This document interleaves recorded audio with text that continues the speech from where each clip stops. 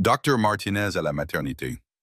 Le système d'annonce publique de l'hôpital grésillait au-dessus de la tête de Sarah Mitchell, assise dans la salle d'attente stérile, les mains posées protectivement sur son ventre de femme enceinte de 7 mois. L'odeur familière de l'antiseptique se mêlait à son anxiété grandissante alors qu'elle vérifiait son téléphone pour la 4e fois en 10 minutes. Richard était encore en retard. Lâche-moi, Richard. La voix de Sarah résonna dans le couloir stérile de l'hôpital 30 minutes plus tard. Le claquement sec de sa paume contre sa joue fit taire même les infirmières affairées. Le son sembla rester suspendu dans l'air comme un coup de tonnerre, suivi d'un silence pesant. Sarah toucha sa joue endolorie, les yeux écarquillés de choc et d'humiliation. Tout autour d'eux, le personnel médical s'était figé, le visage reflétant la même incrédulité qu'elle ressentait. En 15 ans de mariage, Richard n'avait jamais franchi cette ligne. Jamais. Tu te ridiculises, Sarah. Richard siffla entre ses dents serrées, son eau de Cologne hors de prix ne parvenant pas à masquer le parfum qui n'était pas le sien. Réfléchis à qui tu parles. Le docteur Patricia Chen, le médecin traitant de Sarah, s'avança avec le calme habituel de quelqu'un qui avait vu trop de choses. Monsieur Mitchell, je vous demande de reculer immédiatement. Madame Mitchell, nous devons vous ramener dans votre chambre immédiatement. Richard redressa sa veste de costume à 1500 $, ses yeux gris acier scrutant le couloir alors qu'il réalisait combien de témoins avaient assisté à son accès de rage. Son apparence d'ex-mari millionnaire s'effritait, révélant quelque chose de laid en dessous. « Sarah est hystérique pour une simple réunion de travail », dit Richard d'une voix forte, comme si le volume pouvait effacer ce dont tout le monde venait d'être témoin. Les femmes enceintes, vous savez comme elles sont émotives.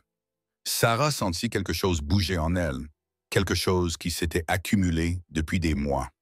Les critiques constantes, les absences mystérieuses, la façon dont il contrôlait chaque dollar qu'elle dépensait, tout en prétendant qu'ils avaient des difficultés financières. Les abus narcissiques avaient été si progressifs, si habilement dissimulés, qu'elle avait presque fini par se convaincre que c'était normal. « Je t'ai demandé où tu étais hier soir, » dit Sarah calmement, la voix ferme malgré la marque rouge qui apparaissait sur sa joue. « Je t'ai demandé pourquoi tu avais manqué les 3 derniers rendez-vous. Ce n'est pas de l'hystérie, Richard. C'est le comportement d'une épouse et d'une mère attentionnée. Madame Mitchell, je vous en prie. » Le docteur Chen dit doucement en prenant le bras de Sarah.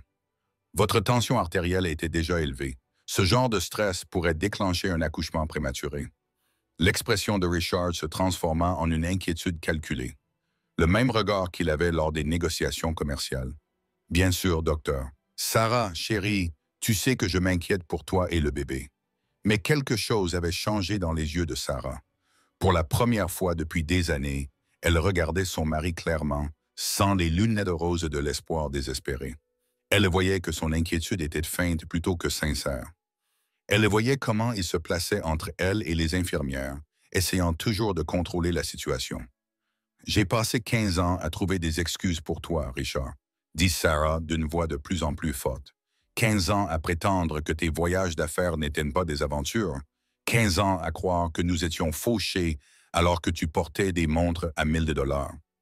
Richard pâlit. « Sarah, tu ne réfléchis pas clairement. C'est les hormones de la grossesse. Ne t'avise pas de blâmer ma grossesse pour t'avoir vu tel que tu es pour la première fois. » Un agent de sécurité de l'hôpital, Tommy Rodriguez, avait observé toute la scène depuis le poste des infirmières.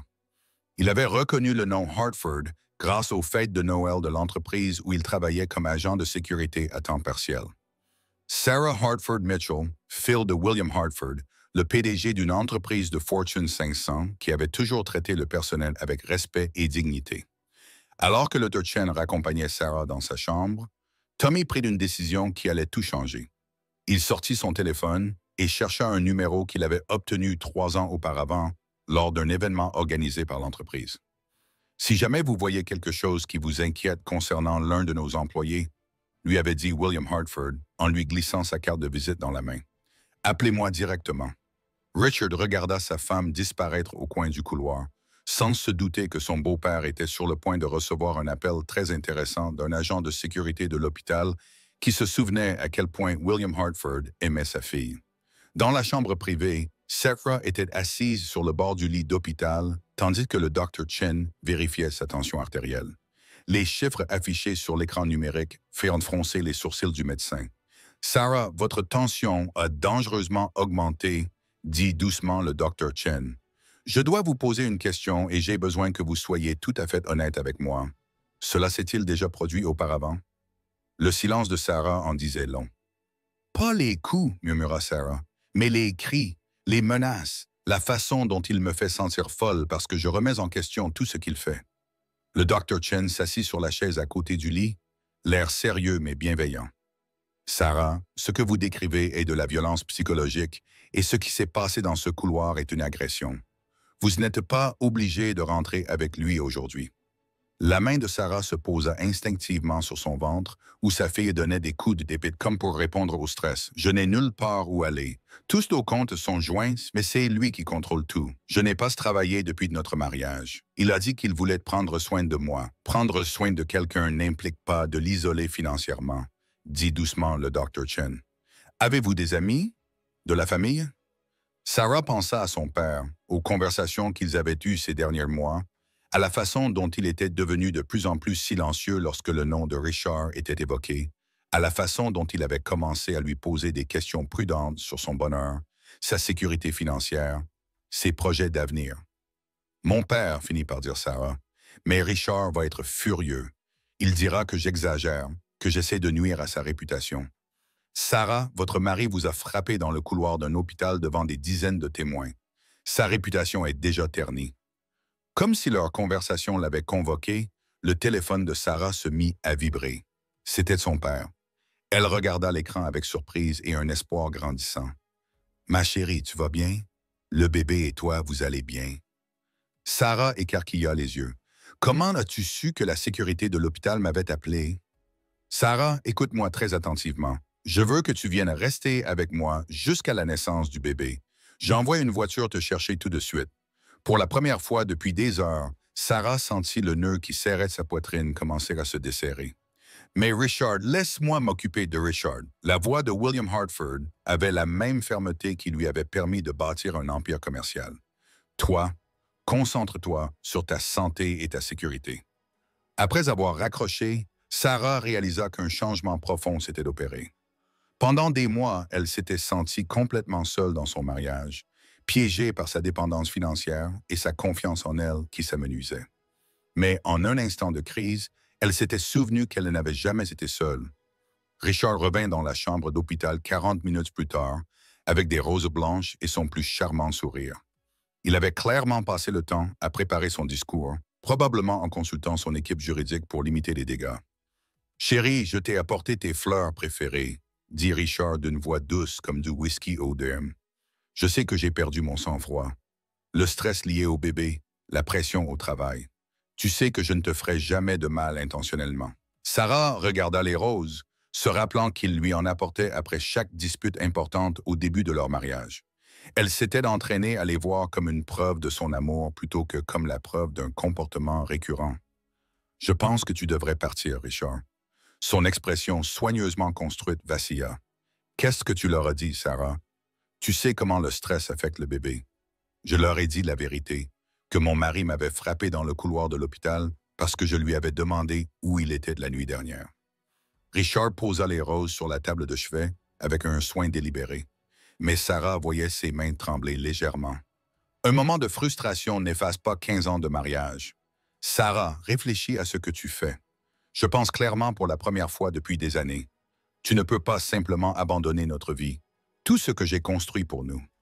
Sarah le regarda attentivement, remarquant son costume coûteux, sa montre en or, sa cravate en soie qui coûtait plus cher que ce que la plupart des gens dépensaient dans course en un mois. Ce que tu as construit, Richard, en utilisant les relations et les contrats de mon père, en vivant de mon fonds fiduciaire tout en me disant que nous ne pouvions pas nous permettre les choses essentielles. Ce n'est pas comme ça que ça marche, et tu le sais très bien. Je ne sais pas comment ça marche, Richard, parce que tu as passé 15 ans à faire en sorte que je ne comprenne rien à nos finances. Mais ça, c'est fini. Richard comprit que ces tactiques de manipulation habituelles ne fonctionnaient pas. Sarah ne cédait pas, ne s'excusait pas de l'avoir mis en colère, n'assumait pas la responsabilité de ses actes. « Très bien, dit-il froidement, son masque tombant complètement. Mais quand tu reviendras en rampant, ne t'attends pas à ce que j'oublie cette trahison. Après le départ de Richard, Sarah s'assit seule avec les roses blanches, comprenant enfin ce que sa mère avait essayé de lui dire il y a des années. L'amour n'était pas censé faire mal. L'amour n'était pas censé te rendre plus petite, plus silencieuse, plus effrayée. Richard ne se doutait pas que pendant qu'il achetait des fleurs et rédigeait des excuses, son empire commercial était sur le point de subir l'attaque juridique et financière la plus violente de sa carrière. De l'autre côté de la ville, dans une tour de verre surplombant Central Park, William Hartford mobilisait des ressources qui freinent passer les pires cauchemars de Richard Mitchell pour une partie de plaisir. De l'autre côté de la ville, dans une tour de verre surplombant Central Park, William Hartford était assis derrière son bureau en acajou, en train d'examiner les rapports trimestriels, lorsque sa ligne privée sonna. Seule une poignée de personnes avait ce numéro et qu'elle ne l'utilisait qu'en cas d'urgence. William Hartford. Miss Hartford. Monsieur, ici Tommy Rodriguez, de Manhattan General Security. Je suis désolé de vous déranger, mais c'est au sujet de votre fille, monsieur. William se concentra immédiatement. Il connaissait Tommy depuis des années, un homme fiable qui travaillait 2 fois plus pour subvenir aux besoins de sa famille. Tommy ne l'appelait pas sans raison grave. « Dites-moi tout, Tommy. Son mari vient de la frapper à la maternité. Monsieur, devant les médecins, les infirmières, tout le monde. Elle va bien physiquement, mais, Monsieur Hartford, j'ai déjà vu des cas de violence domestique. Ce n'était pas la première fois. » William sentit quelque chose de froid et de tranchant s'installer dans sa poitrine. Il pensa à sa défunte épouse, Margaret, qui s'était toujours inquiétée du choix de Sarah en matière d'homme. Margaret avait vu quelque chose en Richard que William n'avait pas remarqué lors des négociations commerciales qui les avaient réunis 15 ans auparavant. « Merci de m'avoir appelé, Tommy. Je n'oublierai pas. Monsieur, votre fille semblait avoir besoin de savoir qu'elle n'était pas seule. » Après avoir raccroché, William resta assis en silence pendant exactement 30 secondes, puis appuya sur l'interphone. « Patricia, ne me passez aucun appel et mettez-moi l'avocat de Richard Mitchell en ligne. Ensuite, Marcus Webb doit venir dans mon bureau dans l'heure. » Patricia Thornton, sa responsable des affaires juridiques, ne posa pas de questions. En 20 ans au service de William Hartford, elle avait appris à reconnaître le ton qui signifiait que quelqu'un avait commis une erreur très coûteuse. Marcus Webb, le détective privé de William, arriva chez Hartford Industries 35 minutes plus tard.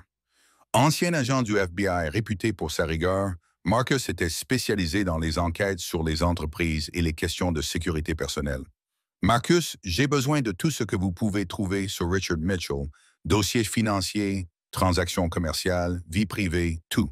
Jusqu'où voulez-vous que je creuse? Assez profond pour découvrir qui est vraiment mon gendre. » Alors que Marcus partait mener son enquête, William appela Sarah à l'hôpital. Le soulagement dans sa voix lorsqu'il lui avait proposé de l'héberger confirma ses pires craintes. Sa fille vivait dans la peur, isolée et contrôlée financièrement par un homme à qui William avait confié son bonheur. 2 heures plus tard, Patricia Thornton frappa à la porte du bureau de William, un épais dossier à la main. « Vous allez vouloir voir ça, » dit-elle en s'installant dans le fauteuil en face de son bureau. « J'ai rassemblé tous les contrats, tous les prêts, toutes les relations commerciales entre Hartford Industries et Mitchell Development Corporation. » Elle ouvrit le dossier et étala les documents sur le service polonais. Richard a utilisé les contrats de Hartford Industries comme garantie pour des prêts personnels, des prêts qu'il n'a jamais divulgués à Sarah. William étudia les relevés bancaires et les documents de prêt. De combien s'agit-il? 2,7 millions de dollars, William. De l'argent qui aurait dû être versé sur des comptes joints avec Sarah. Il préparait sa stratégie de sortie, dit William doucement. Il a maintenu Sarah dans une dépendance financière tout en se constituant un pécule secret. C'est pire encore, ajouta Patricia, en sortant une autre pile de documents. Ces prêts étaient garantis par des contrats futurs de Hartford Industries. Si nous mettons fin à notre relation commerciale avec Mitchell Development, Richard se retrouvera en défaut de paiement sur tous ses engagements. William leva les yeux des documents. Quel est le délai pour résilier les contrats? La plupart de nos accords contiennent des clauses de turpitude morale. La violence domestique à l'égard d'une femme enceinte entre certainement dans ce cadre. Nous pouvons résilier immédiatement avec un préavis de 30 jours. Faites-le, William. Si nous nous retirons, Tout le modèle économique de Richard s'effondrera. Mitchell Development Corporation fera faillite dans les 60 jours. Bien. Patricia a pris des notes sur son bloc-notes. Je vais devoir coordonner cela avec nos autres filiales. Richardson Construction, Hartford Properties, Meridian Consulting. Si elles se retirent toutes en même temps, Richard Mitchell découvrira ce qui arrive quand on mord la main qui vous nourrit. Marcus Webb a appelé William directement à 16h30 cet après-midi-là. « J'ai trouvé quelque chose que tu dois entendre immédiatement », a déclaré Marcus. « Peux-tu mettre sur haut-parleur » William a activé le haut-parleur, tandis que Patricia écoutait attentivement. Richard Mitchell cache systématiquement des actifs à Sarah depuis plus de 2 ans. Marcus a signalé des comptes offshore aux îles Cayman, une deuxième propriété à Miami au nom de sa mère. Et William, il y a plus. Je t'écoute. Elle s'appelle Victoria Castellanos, 26 ans. Elle travaille chez Mitchell Development en tant que coordinatrice marketing. Richard payait son appartement à Manhattan depuis 8 mois. William sentit sa mâchoire se crisper. Les preuves, virement bancaire, contrat de location, photos. Richard Mitchell menait une double vie tout en cachant à sa femme enceinte leur véritable situation financière. Patricia prenait déjà des notes. « Marcus, j'ai besoin de copies de tout. Relevé bancaire, titre de propriété, photos, déclaration de témoins. C'est déjà prêt. Je t'envoie tout par email sécurisé. » Après que Marcus eut raccroché, William et Patricia restèrent assis en silence, passant en revue les preuves de la tromperie et de la trahison de Richard. Il l'a manipulé, finit par dire Patricia, lui faisant croire qu'ils avaient des difficultés financières alors qu'il entretenait un deuxième foyer. William repensa aux conversations qu'il avait eues avec Sarah ces derniers mois, à la façon dont elle avait mentionné s'être vue refuser des cartes de crédit, s'être entendu dire qu'il n'avait pas les moyens, s'être senti coupable pour des dépenses courantes. « Patricia, quelles sont nos options? Légalement, nous pouvons demander le divorce pour adultère, fraude financière et violence domestique. Financièrement, nous pouvons geler tous les comptes joints, exiger la divulgation de tous les actifs et nous assurer que Sarah reçoive tout ce à quoi elle a légalement droit. Et les poursuites pénales? L'agression à l'hôpital nous permet de l'accuser de violence domestique. Les actifs cachés pourraient constituer une fraude. Les implications fiscales de ces comptes offshore pourraient intéresser le fisc. Aqueductum. William prit sa décision. Je veux que vous déposiez demain matin une demande de gel de tous les comptes communs.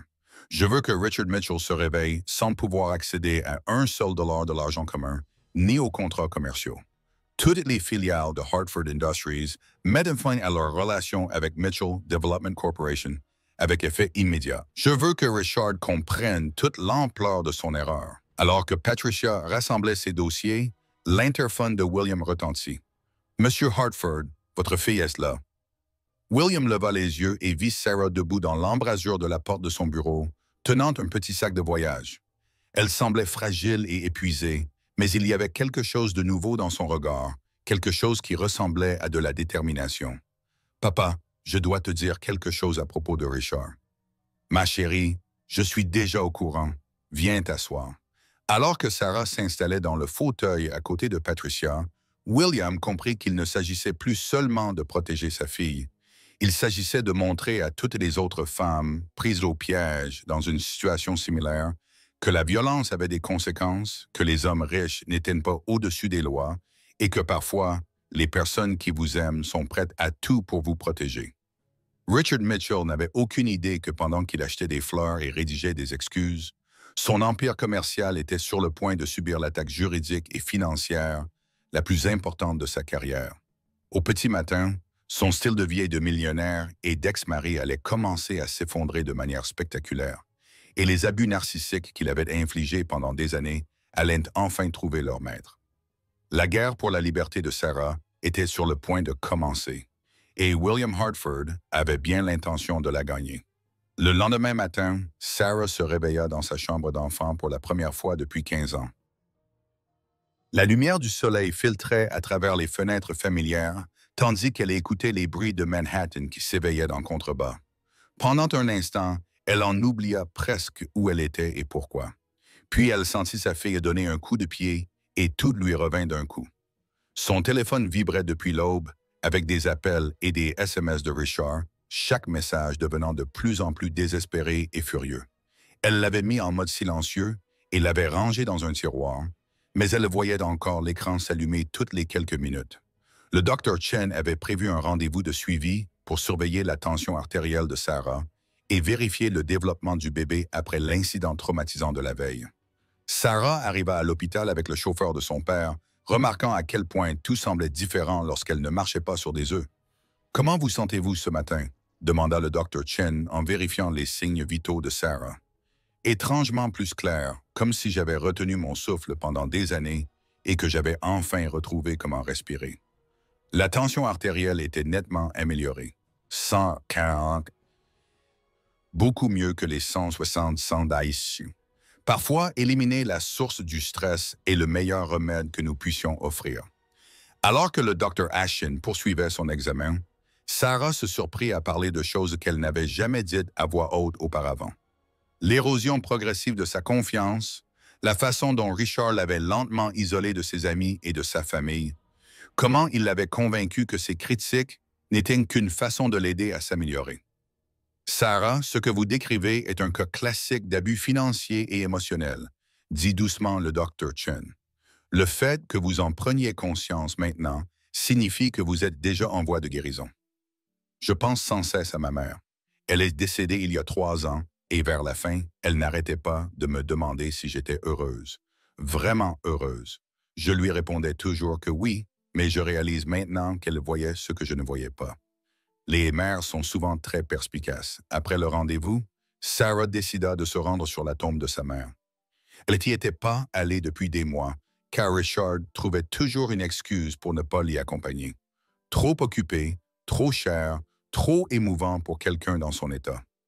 Au cimetière de Woodland, Sarah s'agenouilla devant la pierre tombale de Margaret Hartford et déposa des fleurs fraîches qu'elle avait achetées avec sa propre carte de crédit pour la première fois depuis des années. « Je suis désolé, maman. Je suis désolé de ne pas t'avoir écouté. Je suis désolé de l'avoir laissé me rabaisser. » La voix de Sarah était ferme, mais des larmes coulaient sur son visage. « Mais je vais arranger ça. Je vais faire en sorte que ma fille ne pense jamais que l'amour est censé faire souffrir. » Son téléphone vibra, signalant un appel de son père. « Comment s'est passé le rendez-vous? »« Mieux. Beaucoup mieux.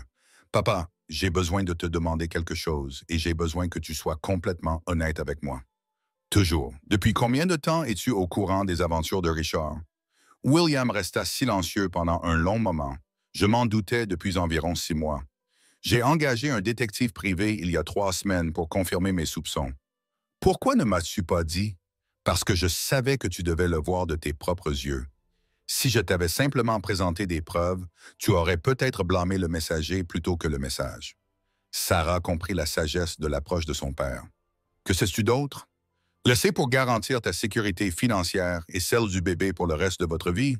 Le pour que Richard assume les conséquences de ses 15 années de tromperie. Cet après-midi-là, Marcus Webb, l'enquêteur de Williams, se rendit à l'appartement terrasse pour informer Sarah de ses conclusions. Les preuves étaient accablantes et profondément humiliantes. Votre mari entretient une relation avec Victoria Castellanos depuis plus d'1 an, expliqua Marcus en montrant à Sarah des photos et des documents financiers. Il a également dissimulé des avoirs importants dans des comptes offshore et acheté des biens immobiliers sous de faux noms. Sarah a examiné une photo de Richard et Victoria dans un restaurant chic, riant autour d'une coupe de champagne. La photo datait de 2 semaines, alors qu'elle était seule à la maison pour faire face à des complications liées à sa grossesse. De combien d'argent s'agit-il?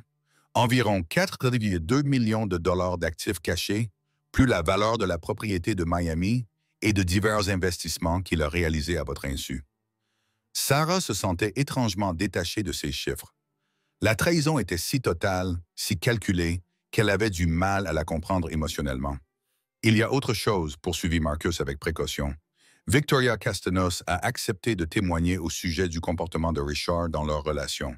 Elle semble mal à l'aise avec la situation, surtout depuis qu'elle a appris l'agression à l'hôpital. Elle témoignera contre lui.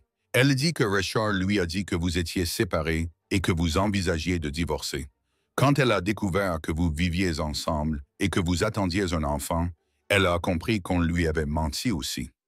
Patricia Thornton est arrivée ce soir-là avec les documents préliminaires du divorce et une stratégie juridique complète. Sarah, nous pouvons invoquer l'adultère, la violence domestique et la fraude, a expliqué Patricia.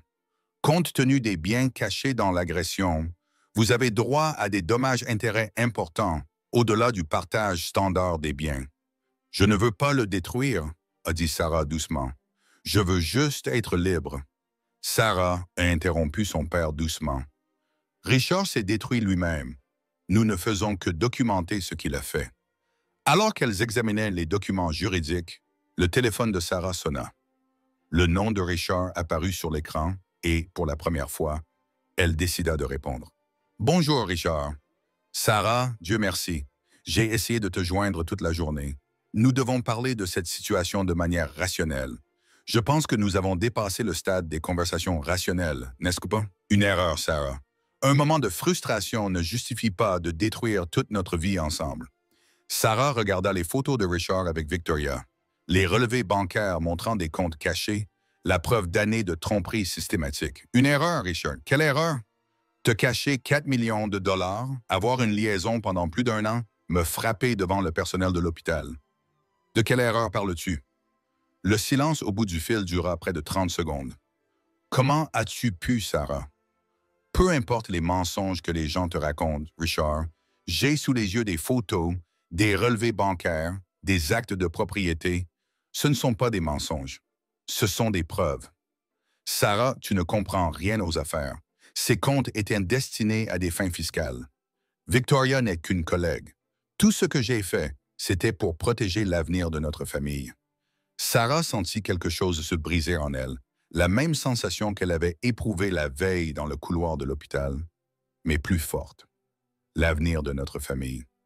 Richard, tu prépares ta fuite depuis 2 ans tout en me gardant financièrement dépendante et enceinte. Tu protèges ton avenir, pas le nôtre. Sarah, rentre à la maison, nous en discuterons en privé, comme des adultes. Je suis à la maison, Richard, et nous en discuterons au tribunal. Après avoir raccroché, Sarah se rendit compte qu'elle se sentait plus légère qu'elle ne l'avait été depuis des années. La peur qui l'avait dominée pendant si longtemps avait disparu, remplacée par quelque chose qu'elle reconnaissait à peine, son propre pouvoir. « Comment te sens-tu? » lui demanda son père avec douceur, comme si je me réveillais d'un cauchemar dont je ne me rendais pas compte. Cette nuit-là, allongée dans son lit d'enfant, Sarah écoutait les mouvements de sa fille et repensait à la femme qu'elle était avant d'épouser Richard. Confiante, ambitieuse, n'ayant pas peur de dire ce qu'elle pensait. Au fil des ans, cette femme avait progressivement disparu, remplacée par quelqu'un de plus petit et de plus effrayé. Mais elle était toujours là. Sarah comprit que cette femme forte avait simplement été ensevelie sous des années de critique et de contrôle. Et maintenant, elle se battait pour remonter à la surface. Richard Mitchell était sur le point de découvrir que la femme effrayée et dépendante qu'il avait épousée n'existait plus. À sa place se trouvait quelqu'un qu'il n'avait jamais rencontré auparavant, Sarah Hartford Mitchell, fille d'un PDG d'une entreprise de Fortune 500, mère de la prochaine génération, et femme qui n'avait plus rien à perdre. La véritable bataille était sur le point de commencer. Le lendemain matin, tandis que Sarah se reposait en sécurité dans l'appartement terrasse de son père, William Hartford convoqua une réunion d'urgence dans la salle de conférence de Hartford Industries. Étaient présents Patricia Thornton, responsable des affaires juridiques, Marcus Webb, le détective privé, et 3 cadres supérieurs des filiales de Hartford. « Messieurs, ce qui se dit dans cette pièce reste dans cette pièce », commença William d'une voix empreinte de l'autorité qui lui avait permis de bâtir un empire commercial. Ma fille a été victime de violences domestiques et de fraude financière systématique. Nous allons réagir en conséquence. Marcus Webb ouvrit sa mallette et étala des documents sur la table de conférence en bois massif. L'ampleur de la supercherie de Richard Mitchell est extraordinaire. Il prépare ce divorce depuis plus de 2 ans sans que Sarah n'en sache rien. Patricia examina méthodiquement les preuves. Des avoirs cachés d'une valeur totale de 4,2 millions de dollars. Une résidence secondaire à Miami d'une valeur d'environ 800 000 dollars. Un soutien financier continu à sa maîtresse, Victoria Castellanos, et l'utilisation systématique des contrats de Hartford Industries comme garantie de prêt sans divulgation. David Richardson, directeur de Richardson Construction, a étudié les documents de prêt. Il a mis en gage nos contrats futurs pour garantir ses investissements personnels. Si nous mettons fin à notre relation avec Mitchell Development, il sera en défaut de paiement sur tous ses engagements. Et c'est exactement ce que nous allons faire, a déclaré William avec fermeté. L'effet domino sera immédiat, a expliqué Patricia. Mitchell Development Corporation dépend entièrement des contrats avec Hartford Industries pour ses revenus. Sans eux, la société sera insolvable dans les 30 jours. Chérie, Marcus a sorti un épais dossier rempli de photos et de relevés financiers. Il y a plus. Richard a systématiquement transféré des biens matrimoniaux vers des comptes personnels pendant 18 mois. L'argent qui appartient légalement à Sarah a été transféré à l'étranger et investi à son nom uniquement. William sentit la colère monter en lui alors qu'il étudiait les preuves de la trahison calculée de son gendre. Et l'autre femme, Victoria Castellanos, a accepté de coopérer pleinement à notre enquête, rapporta Marcus. Elle affirme que Richard lui a dit qu'il était séparé et qu'il prévoyait de divorcer. Quand elle a découvert que Sarah était enceinte et vivait chez ses parents, elle a compris qu'elle avait également été manipulée. Elle témoignera sans hésiter. Elle a documenté toute leur relation, y compris les SMS, les virements bancaires et les photos. Richard n'a apparemment pas pris la peine de couvrir ses traces. Patricia prit des notes sur son bloc-notes. Avec le témoignage de Victoria et les preuves financières, nous avons des motifs de divorce pour adultère, fraude et violence domestique. Les seuls actifs cachés donnaient droit à Sarah à des dommages-intérêts importants. William se cala dans son fauteuil, essayant d'assimiler toute l'étendue de la supercherie de Richard. « Quelle est notre stratégie? » « Une attaque sur plusieurs fronts, répondit Patricia. Premièrement, nous gelons immédiatement tous les comptes joints. Deuxièmement, nous demandons le divorce avec obligation de divulgation complète des actifs. Troisièmement, toutes les filiales de Hartford Industries résilient simultanément leur contrat avec Mitchell Development. Les documents relatifs au calendrier peuvent être déposés cet après-midi. Le gel des comptes prend effet immédiatement. Les résiliations de contrats seront effectuées avec un préavis de 30 jours, comme l'exige la loi, mais cela entraînera immédiatement le défaut de paiement des prêts. Marcus s'éclaircit la gorge. « William, il y a autre chose. Richard rencontre son équipe juridique depuis hier. Il prépare une stratégie de défense qui consiste à attaquer l'état mental de Sarah et à prétendre que sa grossesse l'a rendue instable. » L'expression de William s'assombrit. « Expliquez-moi. Il va soutenir que Sarah fait une dépression nerveuse, qu'elle imagine des abus qui n'ont pas eu lieu et qu'elle est manipulée par vous pour détruire son entreprise de manière déloyale. L'hôpital dispose d'images de vidéosurveillance où on le voit la frapper. Il prétend qu'elle était hystérique et qu'il essayait de la calmer. Ses avocats pensent qu'ils peuvent présenter cela comme un geste protecteur plutôt que comme de la violence. Patricia secoua la tête.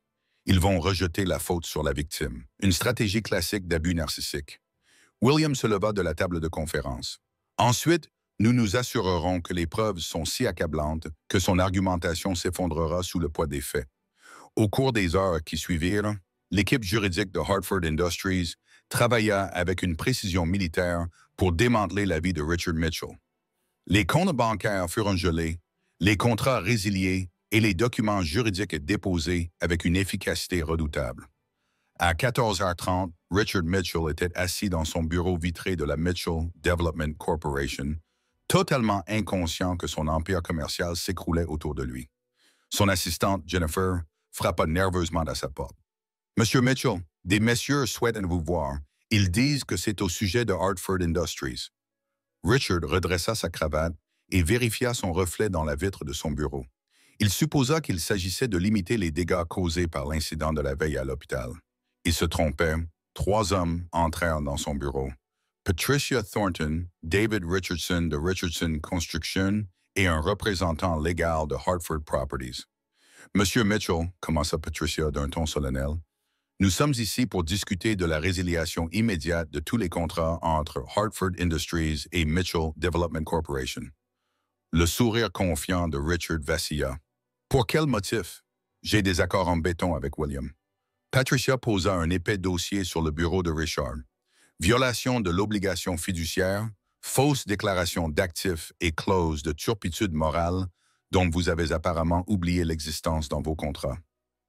Richard ouvrit le dossier et vit des photos de lui avec Victoria, des relevés bancaires montrant des comptes cachés et des documents de prêt utilisant les contrats de Hartford Industries comme garantie. « Vous ne pouvez pas faire ça, dit Richard en élevant la voix.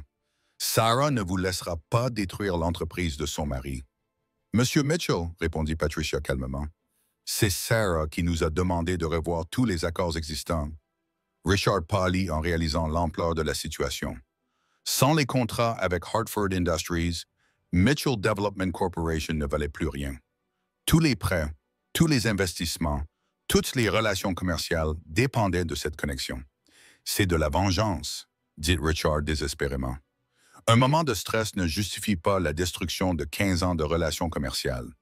David Richardson prit la parole pour la première fois. « Monsieur Mitchell, vous avez utilisé nos contrats comme garantie pour un prêt sans le divulguer. C'est de la fraude, peu importe ce qui s'est passé à l'hôpital. Je dois appeler Sarah. Madame Mitchell ne prendra pas votre appel. » Patricia répondit que toute communication future devait passer par un avocat. Après le départ des représentants de Hartford Industries, Richard s'assit seul dans son bureau, fixant les preuves de sa propre destruction. Sa double vie soigneusement construite était complètement exposée. Sa sécurité financière s'évaporait et sa femme avait déclaré la guerre à tout ce qu'il avait construit. Son téléphone se mit immédiatement à sonner. Des créanciers, des investisseurs, des partenaires commerciaux. La nouvelle se répandit rapidement dans le milieu des affaires de Manhattan. À 16 heures, la réputation de Richard Mitchell était en chute libre. Pendant ce temps, Sarah déjeunait avec son père dans son penthouse, se sentant plus sereine qu'elle ne l'avait été depuis des années. « Ça fait quoi de riposter ?»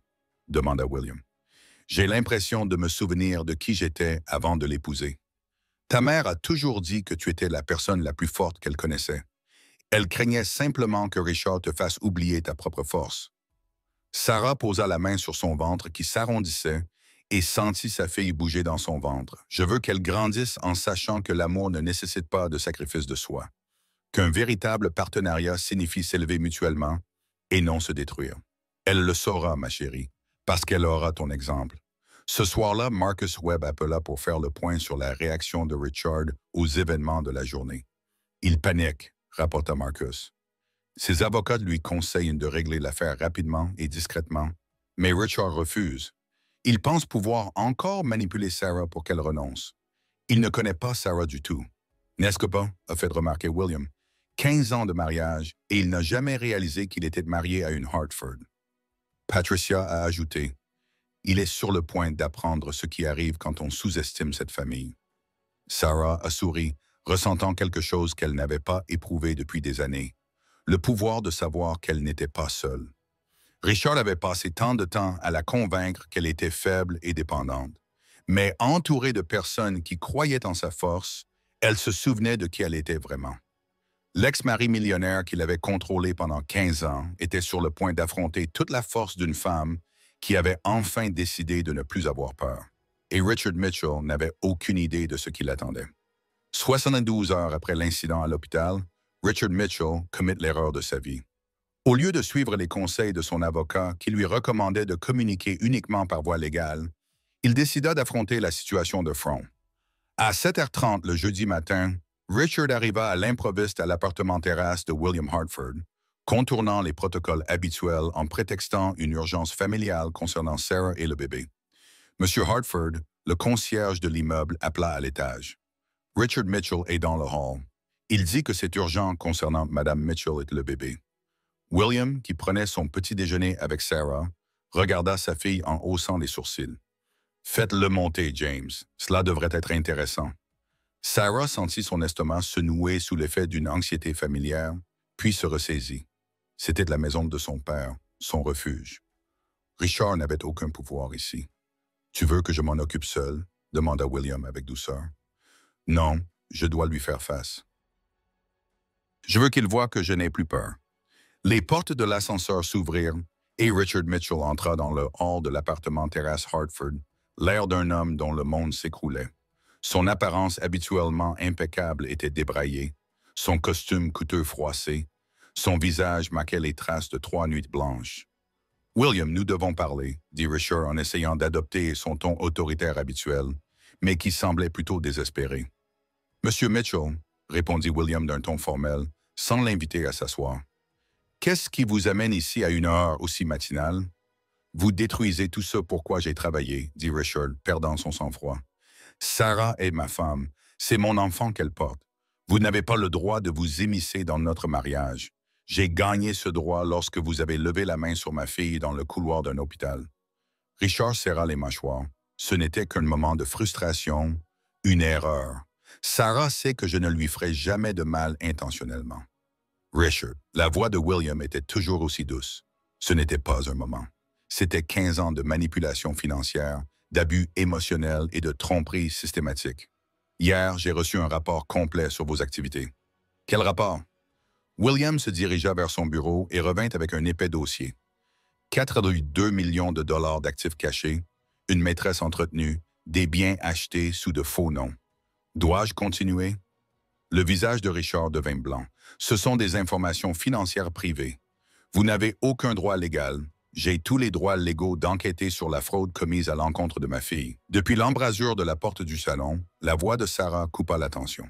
« Bonjour, Richard. » Les deux hommes se retournèrent pour voir Sarah debout, calme, dans l'embrasure de la porte, vêtue d'une robe simple qui soulignait sa silhouette enceinte, les cheveux tirés en arrière, l'expression sereine mais inflexible.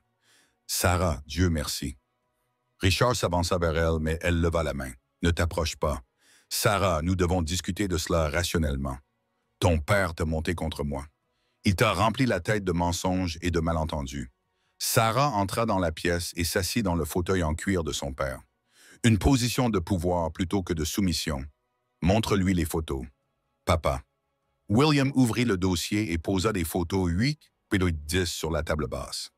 Richard et Victoria dans des restaurants, entrant dans son immeuble, s'embrassant sur une plage de Miami. Sarah, je peux t'expliquer. Explique-moi quoi, Richard? La partie où tu lui as dit que nous étions séparés, la partie où tu as acheté les meubles de son appartement avec l'argent de notre compte commun, ou la partie où tu l'as emmené à Miami en utilisant la propriété que tu as achetée avec l'argent que tu m'avais caché? Richard fixa les preuves de sa double vie, réalisant que ses mensonges soigneusement construits étaient complètement démantelés. Sarah, Victoria ne signifiait rien. Elle n'était qu'une passade. Tu es ma femme, tu portes mon enfant. Richard, arrête. La voix de Sarah était ferme et claire. Arrête de mentir. Arrête de manipuler. Arrête de prétendre que c'était un accident et non une trahison calculée qui a duré plus d'1 an. Les hormones de la grossesse te font perdre la raison. Ne t'avise pas de blâmer ma grossesse pour t'avoir vu telle que tu es pour la première fois en 15 ans. Richard comprit que ses tactiques habituelles ne fonctionnaient pas. Sarah ne cédait pas. Elle n'assumait pas la responsabilité de ses actes. Elle ne se laissait pas manipuler pour se soumettre. « Très bien, » dit Richard, complètement déstabilisé. « Tu veux la vérité? » « Oui, j'ai eu une liaison. Oui, j'avais des comptes séparés. Mais tout ce que j'ai fait, c'était pour protéger notre avenir financier. Tu ne comprends rien aux affaires, Nara. Tu n'as jamais compris. Je comprends le vol, Richard. Je comprends la fraude. Je comprends les mensonges. Ces comptes étaient des investissements à ton nom, auxquels toi seul avais accès. Alors que tu me disais que nous ne pouvions pas nous permettre les choses les plus élémentaires, tu entretenais un deuxième foyer et planifiais ta stratégie de sortie. William regardait sa fille avec fierté, tandis qu'elle démantelait calmement les tentatives de manipulation de Richard. C'était la femme que Margaret avait élevée, la force qui avait été enfouie mais jamais détruite. Richard se tourna vers William, désespéré. « Tu ne peux pas détruire mon entreprise à cause d'un conflit conjugal. Des centaines de personnes travaillent pour Mitchell Development. Tu fais du mal à des familles innocentes. »« Je protège ma famille, » répondit William. « Tes employés peuvent trouver un emploi dans des entreprises qui ne se livrent pas à la fraude. C'est de la vengeance. Ce sont les conséquences, » Sarah l'interrompit. « Pendant 15 ans, tu as agi sans conséquence parce que je te trouvais des excuses, parce que j'assumais la responsabilité de tes humeurs, de tes choix et de la façon dont tu me traitais. C'est fini maintenant. » Le désespoir de Richard devenait de plus en plus évident à chaque tentative de manipulation ratée. « Sarah, s'il te plaît, rentre à la maison. Nous pouvons régler cela en privé, comme des adultes. Richard, je suis chez moi. » Cette simple déclaration frappa Richard comme un coup physique. Pour la première fois, il sembla comprendre qu'il ne s'agissait pas d'une négociation. Sarah n'avait pas l'intention de revenir. C'était définitif. Tu ne peux pas simplement jeter 15 ans de mariage. Je ne les jette pas. Richard, tu l'as déjà fait quand tu as décidé de me maltraiter et de me trahir au lieu de m'aimer et de me respecter. Sarah, je t'aime. Non. Sarah se leva de sa chaise, la main posée sur son ventre rond. L'amour ne frappe pas. Non. L'amour ne vole pas. L'amour ne ment pas. L'amour n'isole pas. L'amour ne diminue pas. Ce que tu m'as fait pendant 15 ans n'était pas de l'amour. Richard, c'était du contrôle. Ce fut le moment qui entra Richard Mitchell pour le reste de sa vie. Debout dans le salon de cet appartement terrasse, il réalisa qu'il regardait une femme qu'il n'avait jamais vraiment connue. Pendant 15 ans, il avait été marié à sa propre projection de ce que Sarah devait être. Il n'avait jamais pris la peine de découvrir qui elle était vraiment. Et qui elle était vraiment, en fin de compte, c'était quelqu'un de bien plus fort qu'il ne l'avait jamais imaginé. « Ton choix est simple, Richard, » dit William calmement. « Coopérer pour obtenir un divorce à l'amiable, ou nous attaquer en justice et tout perdre, y compris ta réputation professionnelle. » Richard regarda son père et sa fille, cherchant une faiblesse à exploiter, une faille à agrandir. Il ne trouva qu'une force inébranlable. « Ce n'est pas fini !» dit Richard en se dirigeant vers l'ascenseur. « Si ça l'est, » répondit Sarah, « c'est fini depuis longtemps. Je ne m'en étais pas encore rendu compte. » Après le départ de Richard, Sarah et William restèrent assis dans un silence confortable, assimilant ce qui venait de se passer. « Comment te sens-tu » demanda William. « Libre » répondit Sarah simplement. Pour la première fois en 15 ans, complètement libre. Dehors, dans la rue, Richard Mitchell marchait vers sa voiture, sachant que son ancienne vie était terminée. Ce qu'il ne savait pas, c'est que sa nouvelle vie était sur le point de devenir bien pire. Sarah Hartford. Mitchell avait retrouvé sa voie et elle en avait assez d'être la victime de qui que ce soit. Les abus narcissiques qui l'avaient contrôlée pendant si longtemps avaient enfin trouvé leur maître. La vérité, soutenue par des ressources, appuyée par l'amour et défendue par une femme qui s'était souvenue à quel point elle pouvait être forte. Le style de vie de millionnaire de l'ex-mari de Sarah était sur le point de devenir un exemple édifiant de ce qui arrive quand on sous-estime les personnes qui aiment la femme que l'on fait souffrir. 2 semaines après la confrontation dans l'appartement terrasse des Williams, Richard Mitchell était assis dans le bureau de son avocat, recevant la pire nouvelle de sa vie. Son avocat principal, Robert Steinberg, étalait des documents juridiques sur son bureau avec l'expression d'un homme annonçant un diagnostic terminal. « Richard, ils veulent tout », dit Steinberg d'un ton grave. « La divulgation complète de tous vos actifs, un audit comptable de tous vos comptes professionnels et personnels remontant à 5 ans, ainsi que des dommages-intérêts pour fraude et préjudice moral. Peuvent-ils faire cela avec les preuves dont ils disposent? Oui. Les biens cachés constituent à eux seuls une fraude matrimoniale. L'accusation de violence domestique aggrave encore les choses. Et Richard Steinberg marqua une pause, mal à l'aise. Il y a autre chose. Quoi? Victoria Castellanos a accepté de témoigner contre vous. Elle a fourni des SMS, des photos, des documents financiers et un calendrier détaillé de votre relation. Richard sentit les murs se refermer sur lui. Elle ne peut pas faire ça. Elle est tout aussi coupable que moi. Richard, elle n'est pas mariée. Vous, oui. Et d'après son témoignage, vous lui avez dit que vous étiez séparés et que vous aviez demandé le divorce. Elle affirme avoir également été trompée. Pendant ce temps, de l'autre côté de la ville, dans les bureaux juridiques de Hartford Industries, Patricia Thornton orchestrait la stratégie de divorce la plus complète de sa carrière. Sarah était assise à côté d'elle, examinant des documents et prenant des décisions avec la lucidité de quelqu'un qui n'avait plus rien à perdre. « L'expertise comptable est terminée », a annoncé Patricia. Richard a caché 4,7 millions de dollars d'actifs, dont la propriété de Miami, des investissements offshore et des transferts d'argent vers des comptes personnels. « Comment est-ce possible ?» a demandé Sarah. « Il a utilisé les distributions de votre fonds fiduciaire et les bénéfices de son entreprise pour constituer un portefeuille secret, tout en prétendant que vous ne pouviez pas subvenir à vos dépenses de base. C'est de l'abus financier systématique. » Sarah a étudié les relevés bancaires montrant que l'argent de son fonds fiduciaire avait été détourné vers des comptes dont elle ignorait l'existence. Je lui ai donné procuration sur mon fonds fiduciaire il y a 3 ans, lorsque j'ai eu des complications lors de ma première grossesse.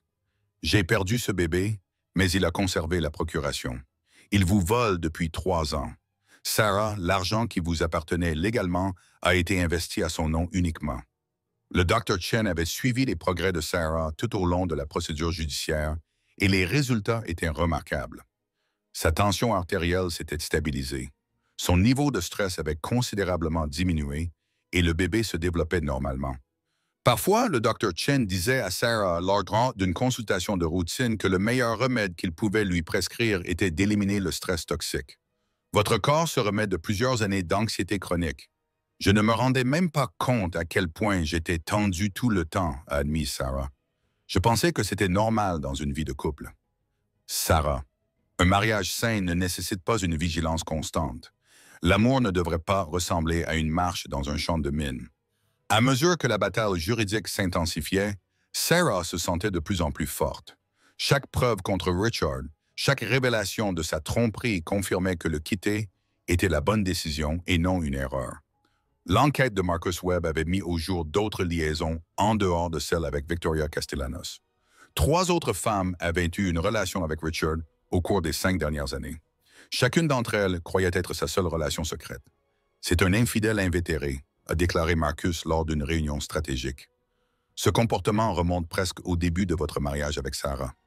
Sarah s'est sentie étrangement détachée de cette nouvelle. La trahison était si totale, si systématique, qu'elle avait dépassé le stade de la dévastation émotionnelle pour atteindre une sorte de lucidité clinique. Et son entreprise? A demandé Sarah. Mitchell Development Corporation est en train de perdre beaucoup d'argent, a répondu Patricia. Sans les contrats avec Hartford Industries, il ne pourra pas rembourser ses emprunts. L'entreprise sera en faillite dans 30 jours. Et Richard, personnellement, selon l'expertise comptable, a utilisé les fonds de l'entreprise pour ses dépenses personnelles, notamment l'appartement de Victoria, la propriété de Miami et divers investissements. C'est du détournement de fonds. William s'est joint à la réunion stratégique avec des informations provenant de son propre réseau professionnel. La réputation de Richard dans le milieu de l'immobilier à Manhattan est ruinée. Personne ne voudra plus travailler avec lui après ça. Tant mieux, a déclaré Sarah avec fermeté. Je veux que d'autres femmes voient que ce comportement a des conséquences. Cette réponse surprit tout le monde dans la pièce, y compris Sarah elle-même. 6 mois plus tôt, elle les aurait suppliés d'y aller doucement avec Richard, de préserver sa réputation, de protéger ses sentiments alors même qu'il détruisait les siens. Mais la grossesse avait réveillé en Sarah un instinct féroce et protecteur. Pas seulement pour elle-même, mais pour sa fille et pour toutes les autres femmes qui pourraient être confrontées au comportement abusif et manipulateur de Richard. « Je veux faire une déclaration », annonça Sarah.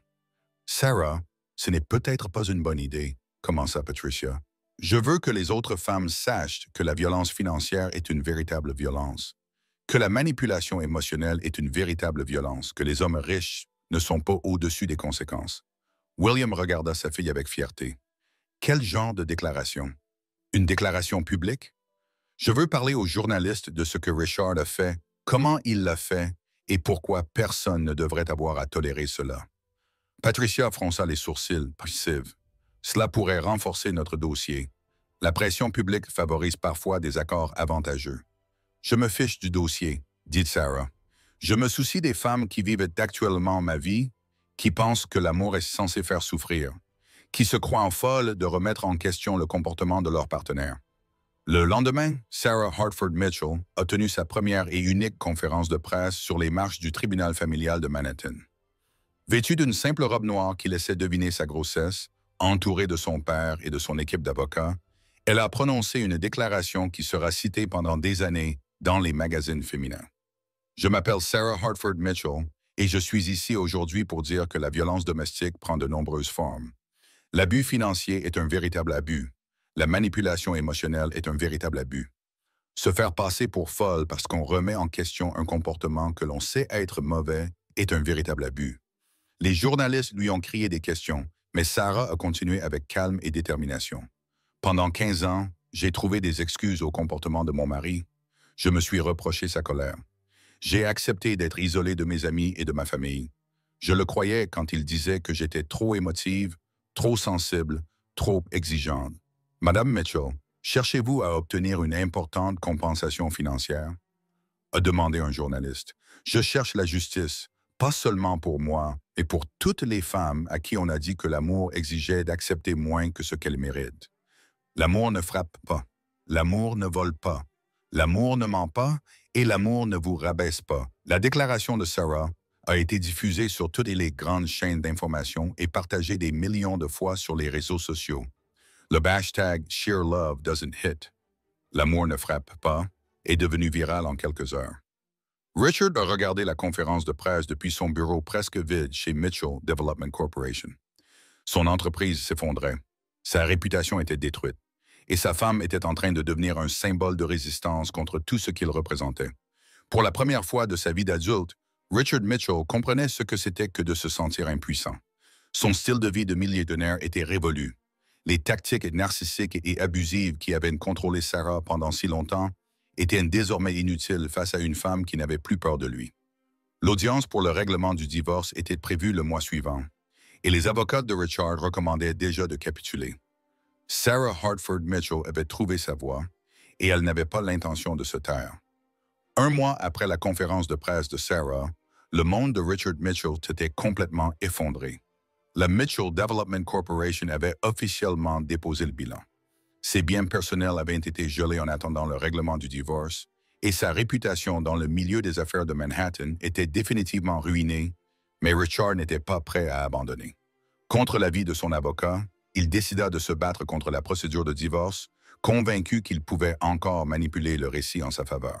« Vous faites une erreur », l'avertit Robert Steinberg lors d'une réunion stratégique. Sarah a les preuves, le soutien du public et des ressources juridiques illimitées. Vous battre ne fera qu'empirer les choses pour vous.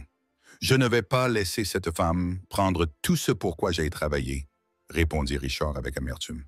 15 ans de mariage me donnent droit à quelque chose.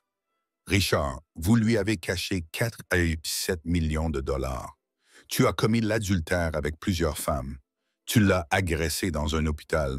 À quoi penses-tu avoir droit exactement? J'ai le droit de ne pas être détruit par une femme vindicative et son père milliardaire. Steinberg rassembla ses dossiers avec une frustration visible. Alors nous irons au procès. Mais je te le dis dès maintenant, ça va être un massacre. Pendant ce temps, Sarah vivait la grossesse la plus saine de sa vie. Le docteur Chen s'émerveillait de cette transformation à chaque rendez-vous. Votre tension artérielle est parfaite. Votre niveau de stress est minime. Et le bébé se développe à merveille, le docteur Chen a déclaré. Comment vous sentez-vous sur le plan émotionnel? De plus en plus forte chaque jour, a répondu Sarah avec honnêteté. Je m'attends toujours à ce que le couperet tombe, à ce que Richard trouve un moyen de me faire du mal, mais il ne peut plus m'atteindre. C'est ça le sentiment de sécurité. Sarah, vous l'aviez oublié parce que vous en avez été privé pendant si longtemps. Sarah avait mis son temps à profit en travaillant avec Patricia Thornton pour créer une fondation destinée aux femmes victimes de violences financières. Le Margaret Hartford Women's Financial Independence Center devait ouvrir ses portes après la naissance du bébé de Sarah.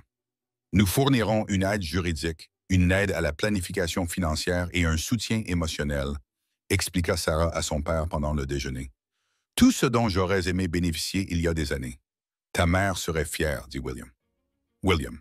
Elle a toujours cru que nos expériences, même les plus douloureuses, avaient pour but d'aider les autres. Je n'arrête pas de penser à l'isolement dans lequel Richard m'a plongé. Comment il m'a convaincu que personne ne comprendrait, que personne ne me croirait, que j'avais de la chance qu'il reste avec quelqu'un d'aussi difficile que moi. Les tactiques classiques des agresseurs firent remarquer Patricia en se joignant à eux pour le déjeuner. L'isolement, la manipulation mentale et la dépendance financière. Richard a suivi le manuel à la lettre, ce qui me fait me demander combien d'autres femmes il a fait subir le même sort. Patricia échangea un regard avec William. En fait, Sarah, nous devons te parler de quelque chose. Marcus Webb les rejoignit avec un épais dossier. Nous avons été contactés par 2 autres femmes qui ont eu une relation avec Richard pendant votre mariage. Pas seulement des aventures, mais des relations qui suivaient le même schéma que la vôtre. Que voulez-vous dire? Des femmes qu'il a spécifiquement recherchées parce qu'elles avaient de l'argent ou un héritage familial. Des femmes qu'il a d'abord comblées d'amour, puis progressivement isolées et contrôlées financièrement.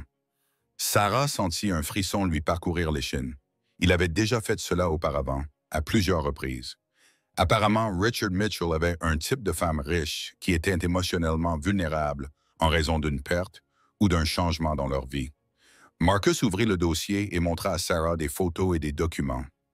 Jennifer Walsh, mère divorcée de 2 enfants, avait hérité de 2 millions de dollars de ses parents.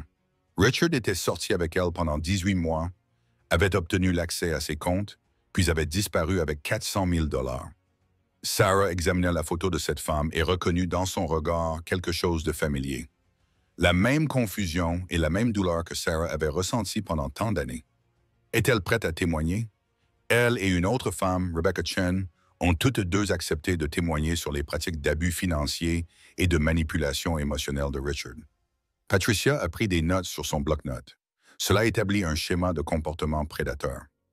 Richard ne se contente pas de tromper ses femmes. Il cible spécifiquement les femmes fortunées et les escroque systématiquement.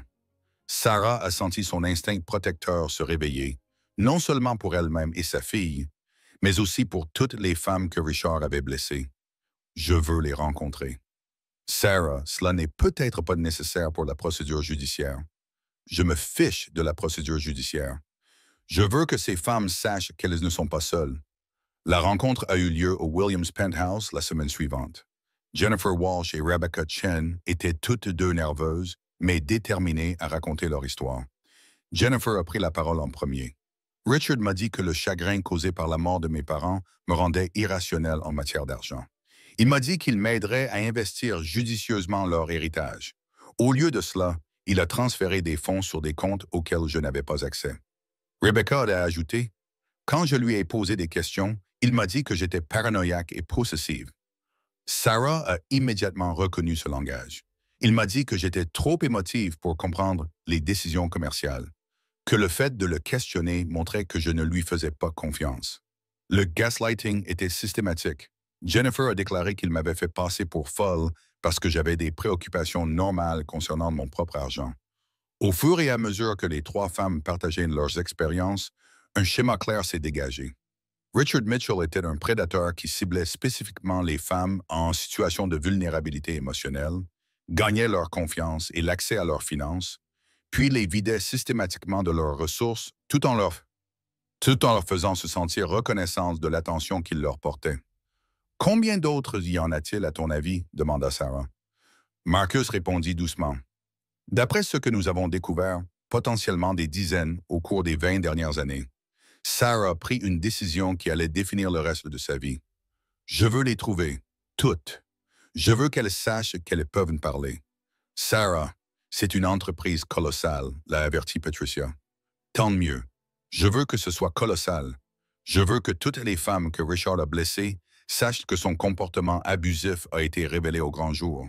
Je veux qu'il assume les conséquences de ses 20 années de prédation. » William a regardé sa fille avec une immense fierté. « À quoi penses-tu? » « Je pense que nous ne nous contenterons pas de gagner ce divorce. Nous allons faire en sorte que Richard Mitchell ne fasse plus jamais de mal à une femme. » Au cours des 2 semaines suivantes, la nouvelle des abus financiers de Richard s'est répandue sur les réseaux sociaux et parmi les femmes. 7 autres femmes ont raconté des histoires similaires. Le bureau du procureur de Manhattan a ouvert une enquête criminelle pour fraude financière et maltraitance de personnes âgées. Richard, quant à lui, sombrait dans un comportement de plus en plus désespéré. Il se présenta au cabinet du médecin de Sarah pour exiger des informations sur sa grossesse. Il engagea des détectives privés pour suivre son père. Il passa des appels téléphoniques menaçants au bureau de Patricia Thornton. Il perd le contrôle de la situation, expliqua Patricia à Sarah. Lorsque les agresseurs narcissiques ne peuvent plus manipuler leur victime principale, ils deviennent souvent dangereux. Tu t'inquiètes pour ma sécurité? Je m'inquiète pour ta tranquillité d'esprit. Le comportement de Richard s'intensifie parce qu'il sait qu'il a tout perdu et qu'il ne peut pas accepter la responsabilité de ses actes. Sarah sentit sa fille donner un coup de pied vigoureux, comme pour répondre à la conversation. Il ne peut plus nous faire de mal. Nous étions protégés par la vérité, par des ressources et par l'amour. Tout ce qu'il n'avait jamais compris. Le procès en divorce devait commencer dans 2 semaines et l'équipe juridique de Richard demandait déjà des audiences de conciliation. Mais Sarah avait dépassé le stade de la victoire personnelle pour se consacrer à une mission plus importante. Elle allait faire en sorte que l'histoire de Richard Mitchell devienne un exemple édifiant des conséquences de la violence envers les femmes qui trouvent leur force. L'ex-mari millionnaire qui l'avait contrôlé pendant 15 ans était sur le point d'affronter le jugement de son vie, rendu par la femme qu'il avait complètement sous-estimée, et Sarah ne faisait que commencer. Le tribunal familial de Manhattan avait déjà vu de nombreux divorces très médiatisés, mais l'affaire Mitchell attirait une attention sans précédent de la part des médias. À l'extérieur du palais de justice en marbre, des journalistes et des défenseurs des droits des femmes s'étaient rassemblés, brandissant des pancartes sur lesquelles on pouvait lire « L'amour ne frappe pas » et « La violence financière est une véritable violence ». Sarah est arrivée avec son équipe juridique, enceinte de 8 mois, rayonnant d'une confiance que les caméras ont parfaitement capturée. À ses côtés marchaient non seulement Patricia Thornton, mais aussi Jennifer Walsh et Rebecca Chen, les autres femmes qui avaient subi les violences répétées de Richard. Richard entra par une porte latérale accompagné d'une équipe juridique considérablement réduite. Robert Steinberg s'était retiré de l'affaire après que Richard eut insisté pour se battre plutôt que de conclure un accord. Son nouvel avocat, Michael Torres, avait l'air d'un homme qui savait qu'il allait perdre lamentablement. La juge Margaret Hamilton a ouvert l'audience avec le sérieux qui convenait à une affaire devenue symbole de la responsabilité en matière de violence domestique. Ce tribunal va examiner la demande de divorce déposée par Sarah Hartford Mitchell contre Richard Mitchell, ainsi que les accusations de violence domestique, de fraude financière et de dissimulation d'actifs qui y sont associés. Patricia Thornton s'est levée pour prononcer son exposé introductif, dont les mots seront plus tard cités dans des manuels juridiques sur les affaires de violence domestique. Votre honneur, cette affaire représente 15 ans d'abus systématiques déguisés en mariage. Le défendeur n'a pas seulement trompé sa femme. Il a mis en place un stratagème élaboré pour lui voler son argent, détruire sa confiance et garder le contrôle sur sa vie et son avenir. Elle a désigné les tables couvertes de documents, de photographies et de relevés bancaires. Nous allons démontrer que Richard Mitchell n'est pas seulement un mari infidèle, mais un prédateur financier qui a fait plusieurs victimes au cours des 20 dernières années. Michael Torres a tenté de présenter Richard comme un homme d'affaires incompris dont le mariage a échoué en raison de problèmes conjugaux normaux. Votre honneur, mon client a commis des erreurs dans son mariage. Mais les allégations de Mme Mitchell concernant des abus systématiques sont exagérées par ses hormones de grossesse et les pratiques commerciales vindicatives de son père. L'expression du juge Hamilton suggérait que le fait de blâmer les hormones de grossesse pour reconnaître les abus n'était pas une stratégie juridique gagnante. Patricia a commencé son plaidoyer en appelant le Dr. Chen à la barre. Docteur, pouvez-vous décrire l'état de santé de Mme Mitchell pendant son mariage par rapport à celui qu'elle avait après avoir quitté son mari? La transformation a été remarquable, a témoigné le Dr. Chen. Pendant son mariage, Sarah présentait les symptômes classiques d'un stress chronique, une hypertension artérielle, de l'anxiété et des troubles du sommeil. Ces symptômes ont complètement disparu une fois qu'elle a quitté l'environnement violent. D'après votre avis médical, la santé de Mme Mitchell était-elle affectée par son mariage? Absolument. Le stress chronique pendant la grossesse peut entraîner de graves complications pour la mère et l'enfant. Le stress qu'elle subissait était suffisamment grave pour être considéré comme une urgence médicale. Torres a tenté de suggérer que les problèmes de santé de Sarah étaient dus à des difficultés normales liées à la grossesse, mais le témoignage du Dr. Chen était irréfutable. Patricia a ensuite appelé Victoria Castanos à la barre. L'ancienne maîtresse de Richard semblait nerveuse mais déterminée. Mademoiselle Castellanos, depuis combien de temps aviez-vous une relation avec l'accusé? Environ 14 mois. Au cours de cette période, M. Mitchell vous a-t-il dit qu'il était marié? Il m'a dit qu'il était séparé et qu'il avait demandé le divorce. Il m'a dit que sa femme était mentalement instable et que rester avec elle l'empêchait d'être heureux. Shushkar, quand avez-vous découvert que ce n'était pas vrai? Quand j'ai vu les informations sur l'agression de sa femme enceinte à l'hôpital, j'ai compris qu'il m'avait menti sur tout.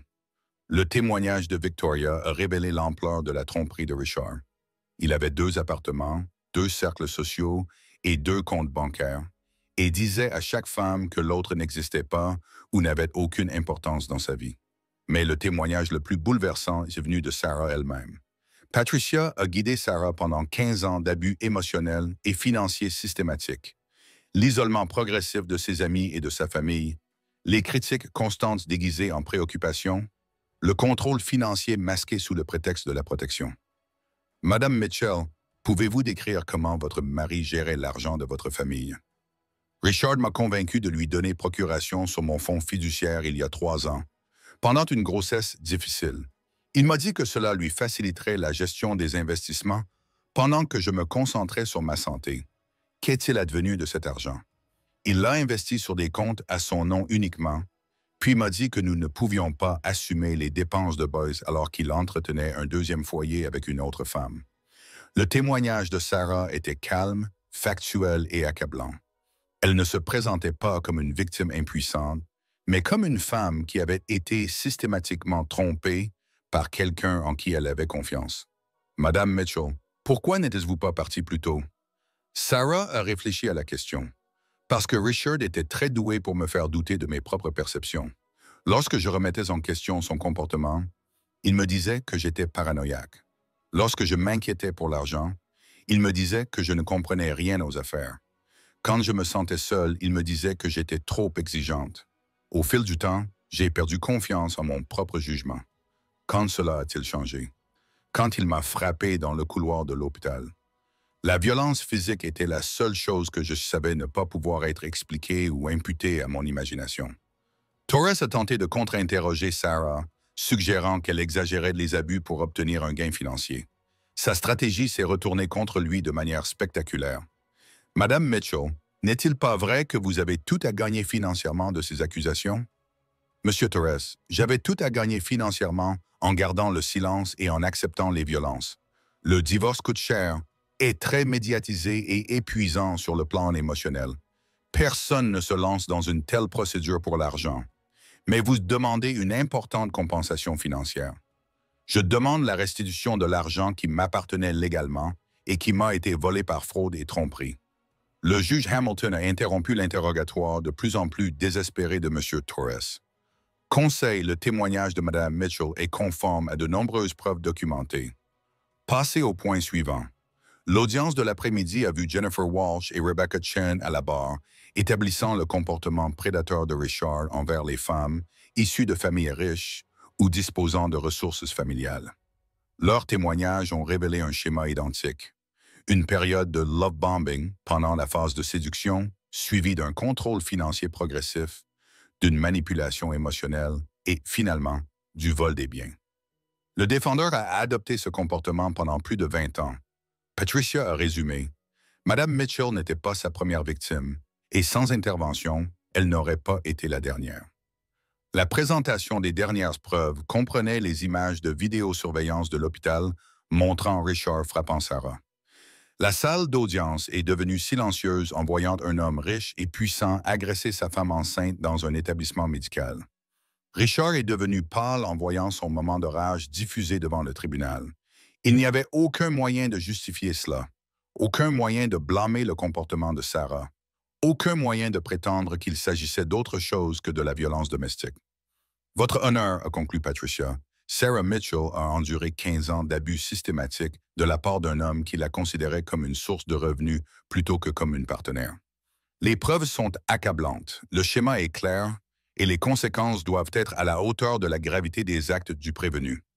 Torres a présenté une brève plaidoirie finale suggérant que Richard méritait d'être reconnu pour sa réussite professionnelle et ne devait pas être détruit pour ses erreurs conjugales. Son argumentation a duré 12 minutes et n'a convaincu personne. La juge Hamilton a suspendu l'audience pour examiner les preuves, mais son expression suggérait que le verdict était déjà rendu. Richard était assis à côté de son avocat, comprenant enfin que sa vie de millionnaire était terminée. Les tactiques narcissiques qui avaient contrôlé Sarah pendant si longtemps étaient inutiles dans une salle d'audience où les preuves comptaient plus que la manipulation. Sarah, quant à elle, sentait sa fille donner de forts coups de pied, comme pour célébrer leur liberté imminente. La justice était sur le point d'être rendue, et elle serait totale. La juge Margaret Hamilton est revenue dans la salle d'audience après une suspension de 2 heures, portant un épais dossier de notes et ressemblant à une femme qui venait de prendre la décision la plus facile de sa carrière judiciaire. Au cours de mes 30 années de carrière, commença la juge Hamilton, j'ai rarement rencontré un cas aussi flagrant de violence domestique systématique, de fraude financière et de tromperie conjugale. Richard s'agita sur sa chaise, comprenant enfin que son charme et ses tactiques de manipulation n'avaient aucun pouvoir dans une salle d'audience régie par les preuves et la loi. Le défendeur, Richard Mitchell, s'était livré pendant 15 ans à des abus financiers, à de la manipulation émotionnelle et à une tromperie systématique. Les preuves présentées par la plaignante sont accablantes et incontestables. Sarah sentit sa fille donner un coup de pied, comme pour répondre aux paroles de la juge. Après des mois de procédure judiciaire, la justice était enfin à portée de main. Concernant le partage des biens, la juge Hamilton a poursuivi. Ce tribunal estime que M. Mitchell ait systématiquement dissimulé des biens matrimoniaux, utilisé le fonds fiduciaire de son épouse à des fins personnelles à son insu et maintenu des arrangements financiers qui constituent un vol au regard de la loi de l'État de New York. Patricia Thornton a pris des notes minutieuses, tandis que le juge exposait le règlement de divorce le plus complet de l'histoire judiciaire récente de Manhattan. Madame Sarah Mitchell se voit attribuer 75% de tous les biens matrimoniaux, y compris les comptes offshore cachés du défendeur, ses investissements immobiliers et ses intérêts commerciaux. Tous les biens ont été transférés sans exception. Les avoirs dont Mitchell avait connaissance doivent être immédiatement restitués au compte joint. Le visage de Richard est devenu blanc lorsqu'il a calculé l'ampleur du désastre financier. Son style de vie de millionnaire n'était pas seulement terminé. Il était sur le point de devenir véritablement pauvre pour la première fois de sa vie d'adulte. En ce qui concerne la garde de l'enfant à naître, le juge Hamilton a poursuivi. Ce tribunal accorde la garde légale et physique complète à Mme Mitchell. M. Mitchell sera autorisé à rendre visite à son enfant sous surveillance après avoir suivi une thérapie pour gérer sa colère et la violence domestique. En outre, M. Mitchell versera une pension alimentaire de 15 000 $ par mois et une pension alimentaire de 25 000 $ par mois pendant une période de 10 ans. Torres se pencha pour murmurer frénétiquement à l'oreille de Richard, mais celui-ci semblait incapable d'entendre. L'ampleur de ses pertes commençait enfin à lui apparaître. Le tribunal déclare également M. Mitchell coupable d'outrage pour avoir tenté de dissimuler des biens au cours de la procédure. Il est condamné à 30 jours de prison, avec sursis, dans l'attente de sa coopération pour toutes les exigences relatives au transfert de ses biens. Sarah sentit des larmes de soulagement couler sur son visage, non seulement pour elle-même, mais pour toutes les femmes à qui on avait dit que les hommes riches et puissants étaient au-dessus des conséquences. Votre honneur, Patricia, se leva pour s'adresser à la cour. Madame Mitchell souhaite faire une déclaration. Le juge Hamilton approuva d'un signe de tête. Sarah se leva prudemment, sa grossesse de 8 mois évidente pour tous les présents dans la salle d'audience. Lorsqu'elle prit la parole, sa voix était claire et forte. Votre honneur, cette affaire n'a jamais été une question d'argent. Il s'agissait de responsabilité. Pendant trop longtemps, j'ai accepté un traitement que je savais injuste parce qu'on m'avait dit que l'amour exigeait le sacrifice de soi. Elle se tourna vers Richard et le regarda droit dans les yeux. Je veux que toutes les femmes qui regardent cette scène sachent que la violence financière est une véritable violence, que la manipulation émotionnelle est une véritable violence, qu'être traité de folle parce qu'on a des besoins humains normaux est une véritable violence. L'amour ne frappe pas, l'amour ne vole pas, l'amour ne ment pas, et l'amour ne vous rabaisse pas. Sarah fit une pause, posant sa main sur son ventre. Ma fille grandira en sachant qu'elle mérite un partenariat, pas un contrôle, du respect, pas de la manipulation. De l'amour, pas de la violence. La salle d'audience éclata en applaudissements, menés par les défenseurs des droits des femmes qui avaient soutenu Sarah tout au long de la procédure. La juge Hamilton frappa son marteau, mais ne tenta pas d'arrêter immédiatement les applaudissements. Madame Mitchell, cette cour vous félicite pour votre courage d'avoir dénoncé la violence domestique. Votre témoignage pourrait aider d'autres femmes à reconnaître et à échapper à des situations similaires. À l'issue de l'audience, Sarah quitta le tribunal entourée de son équipe juridique, de son père et des autres femmes qui avaient trouvé le courage de témoigner contre les abus répétés de Richard. À l'extérieur, les journalistes lui ont posé des questions. Mais la déclaration de Sarah a été brève et percutante. Justice a été rendue aujourd'hui, non seulement pour moi, mais pour toutes les femmes à qui l'on a dit que la violence était une preuve d'amour, que le contrôle était une forme de protection, que l'isolement était une marque d'attention. La voix de Sarah a résonné sur les marches du tribunal. À toutes les femmes qui vivent encore dans des situations similaires à la mienne, vous n'êtes pas folles. Vous n'êtes pas folle et vous méritez mieux. Le hashtag George Love est devenu viral en quelques heures. Il a été partagé par des millions de femmes qui ont reconnu des éléments de leur propre expérience dans l'histoire de Sarah. Pendant ce temps, Richard quittait le tribunal par une sortie latérale. Sa défaite juridique et financière était totale. Son empire commercial était détruit. Sa réputation était ruinée et ses biens personnels avaient en grande partie disparu. Victoria Castellanos l'attendait près de sa voiture, non pas pour se réconcilier, mais pour lui remettre les documents de son propre procès en dommages-intérêts pour fraude et préjudice moral. « Bonjour, Richard, » a dit Victoria calmement. « Je pensais que tu devais savoir que 6 autres femmes se sont manifestées. » Le procureur général élargit l'enquête criminelle. Richard regarda la femme qui avait autrefois été son refuge dans son mariage difficile, la voyant désormais clairement telle qu'elle était.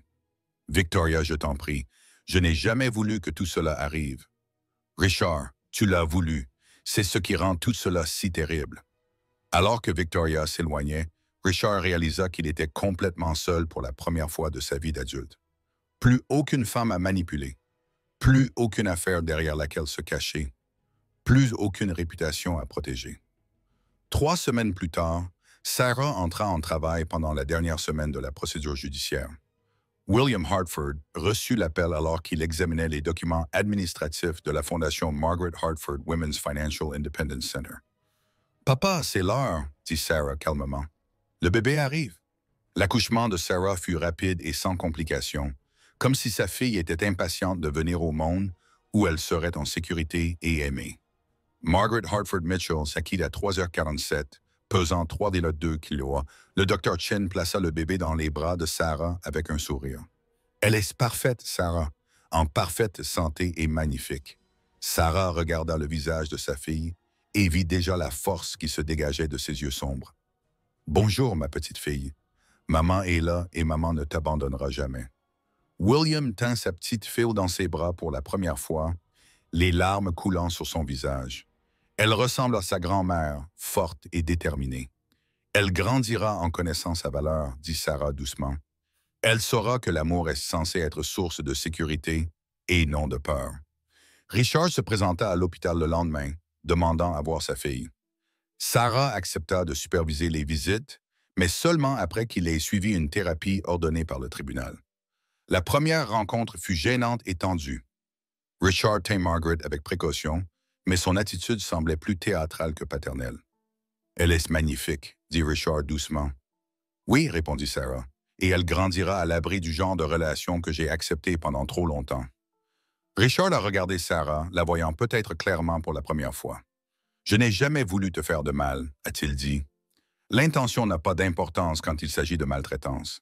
Ce qui compte maintenant, c'est que Margaret grandisse en sécurité et aimée. » Alors que Richard quittait l'hôpital, Sarah s'est rendue compte qu'elle ne ressentait plus aucune colère à son égard. Il lui avait fait le plus beau cadeau qui soit, la motivation de devenir la femme qu'elle avait toujours été destinée à être. 2 mois plus tard, le Margaret Hartford Women's Financial Independence Center ouvrait ses portes dans le centre-ville de Manhattan.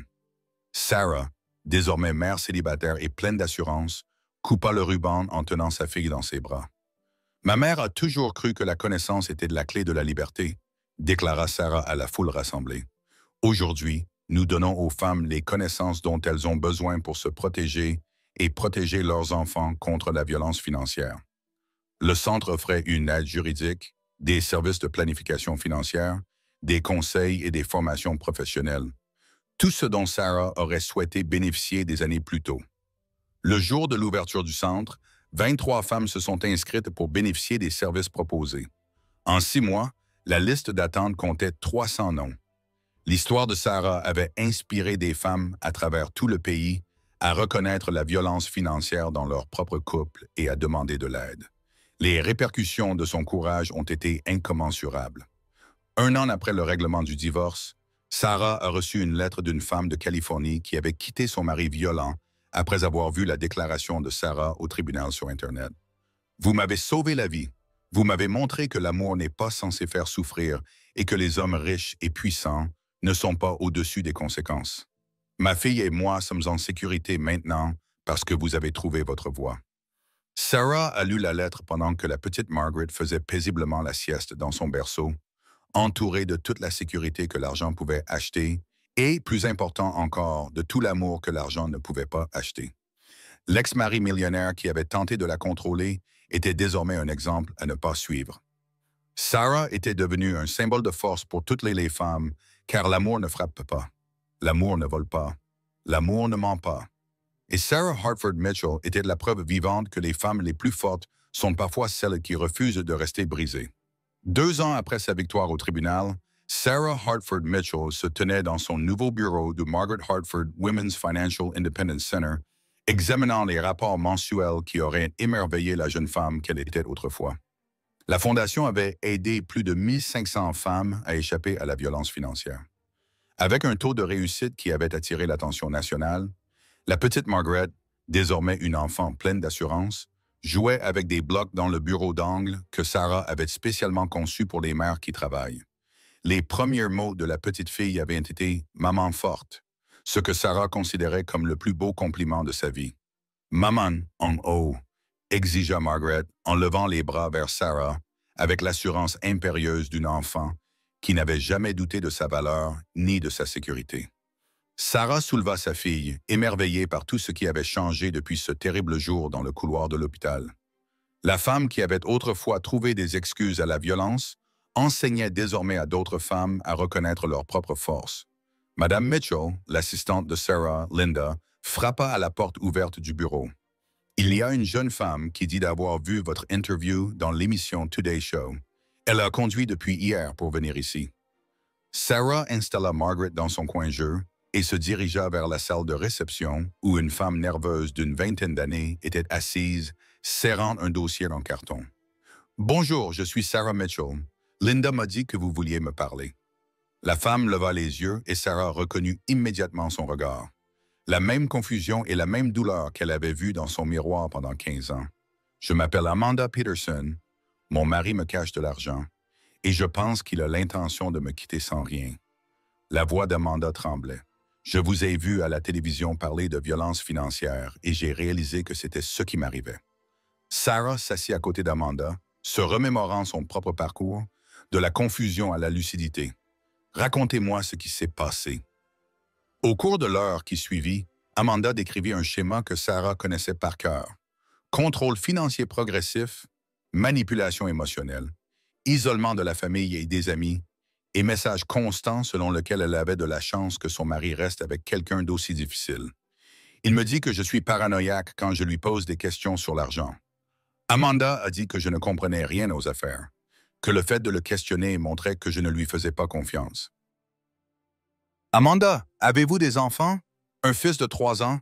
C'est pour ça que je ne peux pas partir. Je n'ai pas d'argent à moi et mon mari dit qu'aucun tribunal ne donnerait la garde à une mère au chômage sans ressources. » Sarah ressentit la vague familière de colère protectrice qui alimentait désormais son travail de défense des droits. « Amanda, ce n'est pas vrai. Les tribunaux se soucient de l'intérêt supérieur des enfants, pas de la taille des comptes bancaires. Mais comment puis-je prouver ce qu'il fait?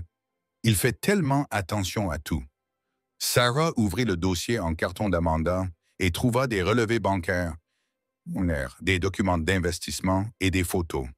Des preuves qu'Amanda avait rassemblées sans même s'en rendre compte. « Tu as monté un dossier sans le savoir », dit Sarah avec admiration. « C'est exactement le genre de document dont nous avons besoin. » Au cours des semaines suivantes, Sarah a personnellement guidé Amanda dans le processus de reconquête de son indépendance financière.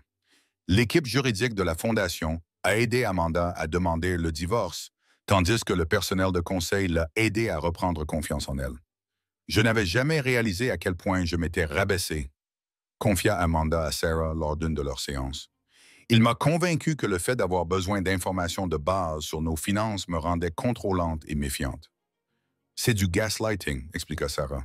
« Il te fait douter de tes propres réactions raisonnables face à un comportement déraisonnable. » Une fois les preuves analysées par des professionnels, l'affaire d'Amanda progressa rapidement. Son mari avait caché plus de 2 millions de dollars d'actifs tout en prétendant qu'ils n'avaient pas les moyens de payer la garde de leur enfant afin qu'Amanda puisse reprendre le travail.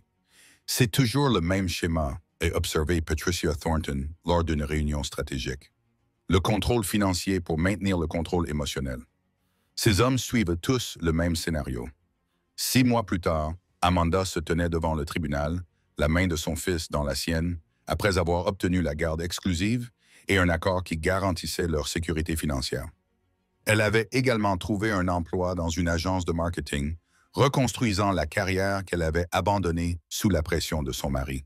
« Je repense sans cesse à ce que tu m'as dit », a déclaré Amanda à Sarah, « que l'amour n'est pas censé te rabaisser. Mon fils va grandir en voyant sa mère se battre pour elle-même. » Sarah a ressenti une profonde satisfaction en voyant une autre femme reprendre le pouvoir. C'était ce que sa mère voulait dire par transformer la douleur en motivation. Le succès de la Fondation a entraîné des développements inattendus. Des éditeurs ont demandé à Sarah d'écrire un livre sur son expérience. Des universités l'invitèrent à donner des conférences sur la violence financière. Des producteurs de télévision l'approchèrent pour réaliser des documentaires. Mais la reconnaissance la plus significative vint d'une source inattendue, Richard lui-même. Après 2 ans de visites supervisées avec Margaret, Richard avait suivi une longue thérapie et reconstruisait lentement sa relation avec sa fille.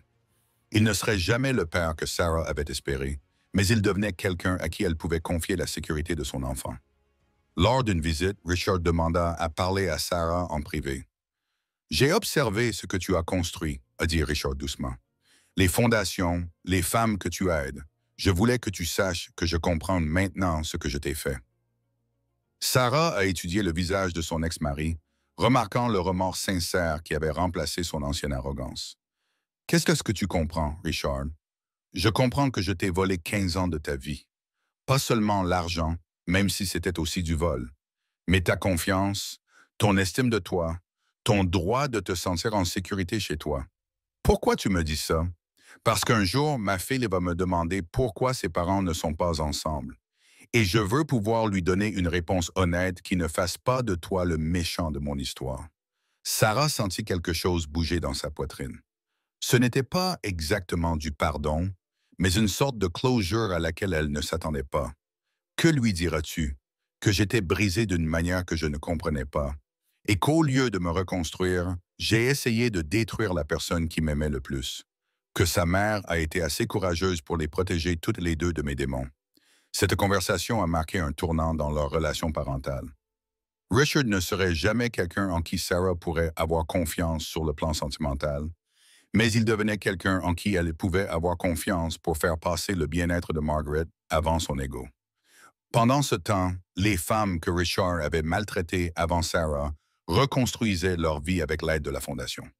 Jennifer Walsh avait repris ses études et se spécialisait en droit financier, plus particulièrement dans les cas d'abus financiers.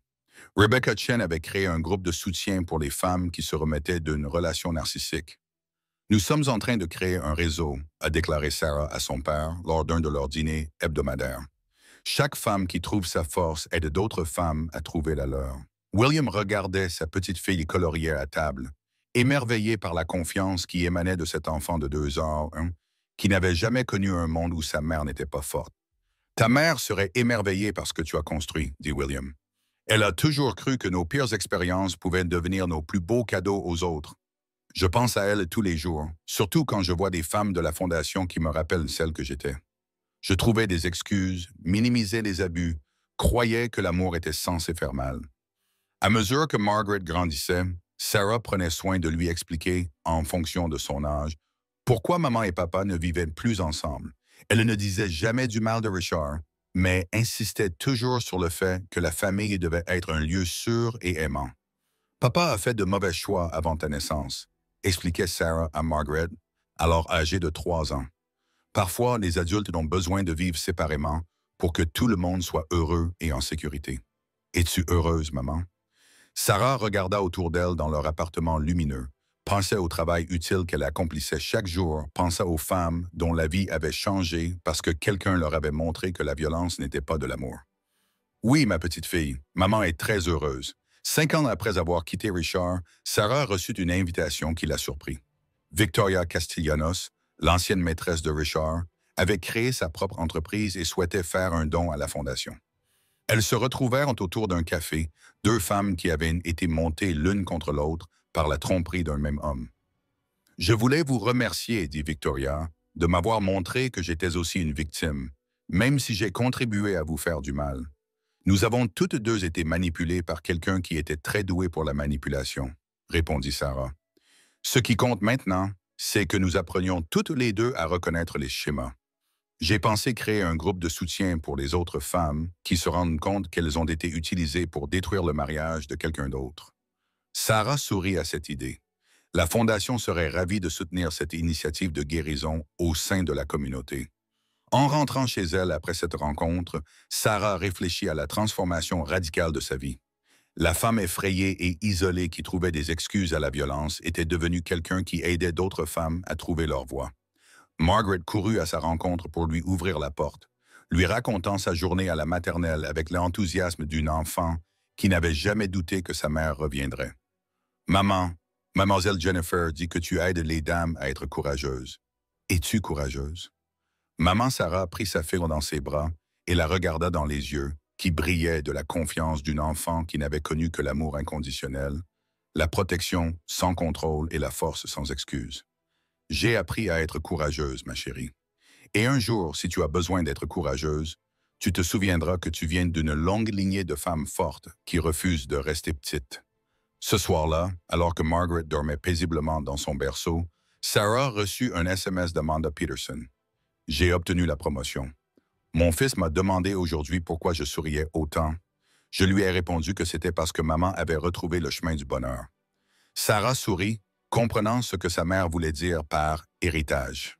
Pas l'argent, les bâtiments ou les fondations, mais les répercussions du courage qui se propageait de manière impossible à mesurer.